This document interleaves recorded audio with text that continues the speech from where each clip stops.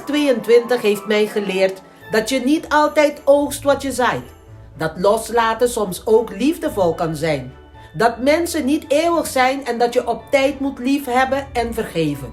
Wat gemakkelijk komt, gaat echt gemakkelijk weg. Dat echt gelukkige momenten maar heel kort zijn en dat je er op tijd van moet weten te genieten. Dat woorden je pijn doen, maar dat feiten jou kunnen laten ineenstorten alleen als jij het toestaat. Dat degene die je aan het huilen maakt, je tranen meestal niet verdient. Weten wanneer het ophoudt of dat je op tijd stopt, is niet voor lafaards.